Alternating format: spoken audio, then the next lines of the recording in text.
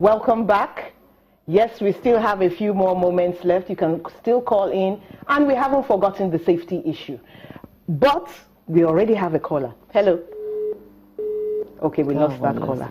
We were talking about safety. It's so crucial. Safety for the person who is giving care. Yeah. What kind of things should the people be watching out for, you know, to know that this is the dangerous situation, I need to do this, that, or the other? It's like hurricane now, or a tremor, that something has happened. I know that area too. Or someone who has come unhinged. Exactly. Because he can't find his family. So you have to do what we call the risk assessment. It's all part of the training. A risk assessment to know, oh, this person is highly traumatized, is very upset because she can't find her 3 children. So what we would going to do, of course, creating the rapport, listening to that individual, keeping her calm.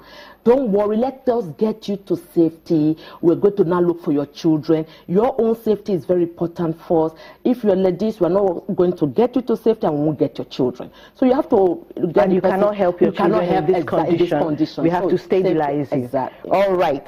Oluyomi is asking, how can one partake in this training? No, there are trainings. There are people that train people, but of course, this is not something I have to say on air. The organization that train people for psychological. But does the government train people? Okay, they should call you after this show. You can call her after this show. But it is a World Health Organization drive. Yes, for this year, that is the theme for the year, and it's very pertinent at this point in time, because now we are saying it's not only for professionals, so we are doing what we call tax shifting. So other people are going to come on board, and we all know treatment outcome, prevention, makes it more successful. So psychological first aid, we know it helps people to build their resilience and get them, you know, to be able to be more psychologically stable on the long run. And of course, now the world is now realizing more that there's no health without mental health. So psychological no health without mental health. Ola Balogun is calling. Hello. Hello. We seem to have lost that call. All right.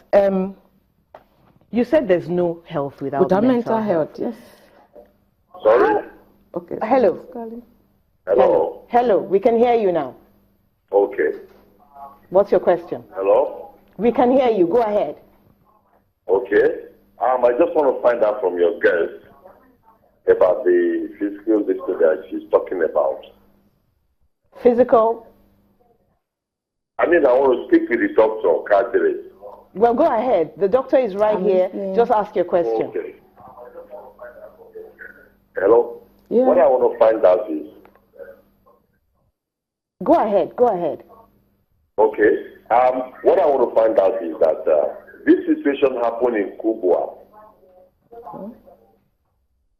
The situation happened in Kubwa here, and... hello? Hello, go ahead. We can hear. Okay. We need to make it fast. There's a lady, a small boy of about 3-4 years, that holds onto a pole and has an electrical problem. But right there, we try to get to the hospital in Kubwa. And when we get to Kubwa, so we got to Kubwa, but fortunately they couldn't attend to us. We lost that boy. Oh.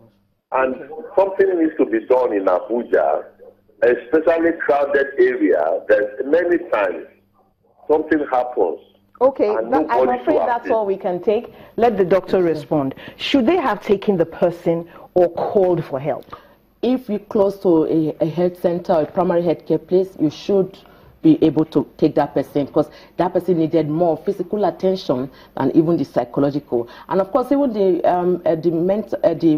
Health Act is saying that all organizations, hospitals, clinics, both private, public, should be able to give first aid without even asking for money. But we know what that they say clause on that matter. But yes, apparently will have been look, I don't know this person, please, we come and shut down our hospital, who are you, don't abandon this person, and all that talk, time wasting. If the person is bleeding, the person will be gone even before.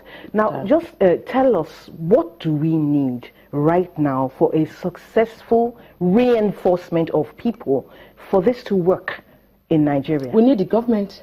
The truth is that the non-governmental organizations may be there, but if the policy is not being implemented, there's a limitation even on them. We know there are NGOs that are doing it even right now. E-counseling, telemedicine, through that and all. But if the policy is there to ensure that every organization have people that are trained for psychological first aid, corporate organization, because the workplace for people that are in the working age group, they spend more time in the workplace than even at home. They should be able to have those people there. In schools, please, teachers.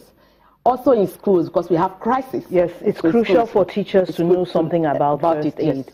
Yes. Yeah. So apart from the physical, that psychological is also very finally, in very few words, because we're about to close, are there any different approaches for children who are in distress? Yes, children, because most of them are not going to be speaking. They are either crying or even numb. So you are going to be able to on your own tease out that this child needs, because most times there are adults that come in to look after, to do the first aid. Take that child out. Move that child. Move the child. Don't wait and start asking all the questions and all that. Move that child. And I think that is that is very paramount. Because that child, the moment he or she feels safe with you, that is already a good pathway to recovery for that individual. Thank you very much, Dr. Maimuna Kadiri, for coming to the show. And thank you so much for being there with us and calling in. And for those of you who want to help, at least let's start with 112. Thanks for being with us. Have a great day.